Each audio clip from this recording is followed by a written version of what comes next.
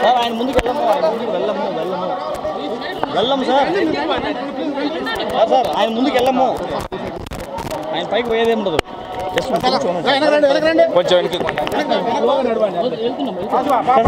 ముందుకు వెళ్ళం సార్ వెనక గ్యాప్ ఇవ్వండి సార్ గ్యాప్ ఇస్తే sir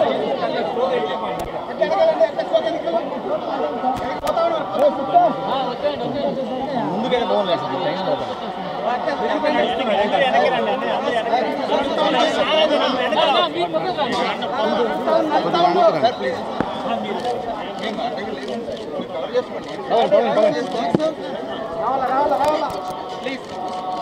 please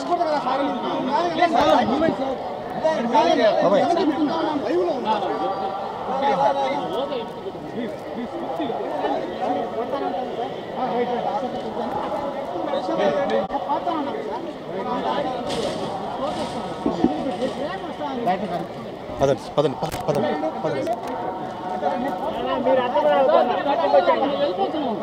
sir 1 second sir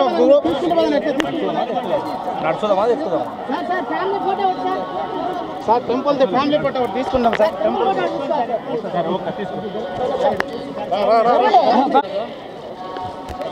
వెనక సార్ 1 సెకండ్ సార్ సార్ అయిందా సార్ సార్ బాబు నిల్చుకుంటారా సార్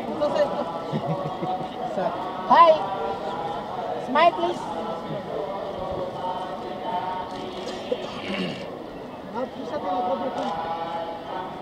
సార్ పదండి ప్లీజ్ ప్లీజ్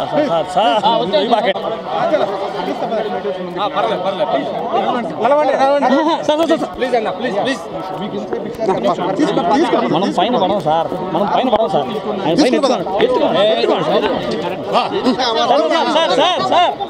సార్ పైన పడము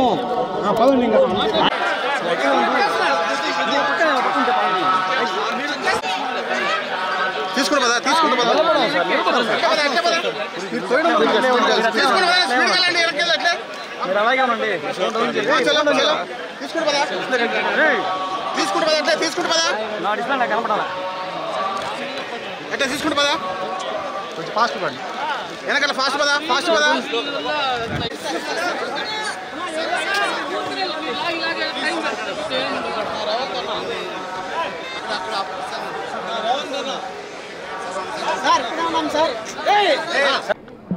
స్వామివారి భక్తులందరికీ శుభాకాంక్షలు. తెలంగాణ రాష్ట్ర ప్రభుత్వం ఏర్పడిన తర్వాత స్వామివారి దర్శనం చేసుకోవాలని ప్రయత్నం చేసిన ఎన్నికలు స్థానిక పరిపాలనలో కాస్త సమయం దొరకకపోవడం వల్ల ఈరోజు స్వామివారిని దర్శించుకున్నాం.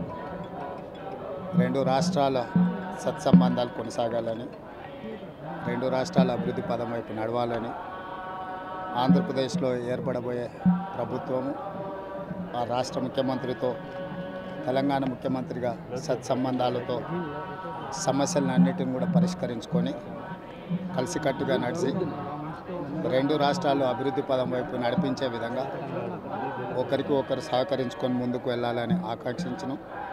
అదేవిధంగా తెలంగాణ రాష్ట్ర ప్రభుత్వం తరఫున కొండ మీద ఒక సత్రం నిర్మాణము, కళ్యాణ మండపం నిర్మించి తెలంగాణ నుంచి వచ్చే భక్తులకే కాకుండా దేశం నలుమూలల నుంచి స్వామివారిని సందర్శించుకునే భక్తులందరికీ కూడా సౌకర్యాలు కల్పించడంలో తెలంగాణ రాష్ట్ర ప్రభుత్వం కూడా భాగస్వామ్యం తీసుకోవాలనుకుంటుంది.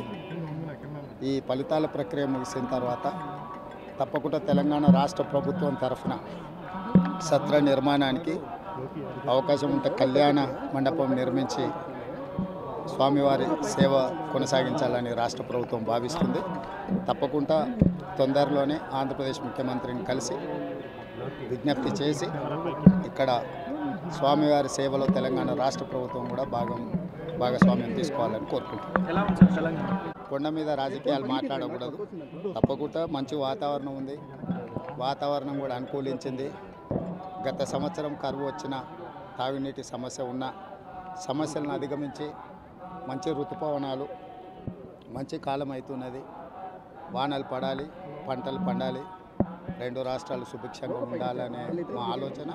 ప్రకృతి కూడా సహకరిస్తుంది. తప్పకుండా పాలకుల మనసులో ఎలాంటి స్వామివారు ఒక ఆలోచన కలిగించి తప్పకుండా ఆ ప్రాంత రైతులకు సహాయం చేసే విధంగా వానలు పడి పంటలు పండుతాయి. మా ప్రభుత్వ కార్యాచరణ కూడా ప్రధానంగా రైతాంగాన్ని ఆదుకొని దేశం యొక్క సంపదను పెంచాలనేది మా ఆలోచన. ఆ విధంగా ముందుకు సాగాలని మా ప్రభుత్వం భావిస్తుంది.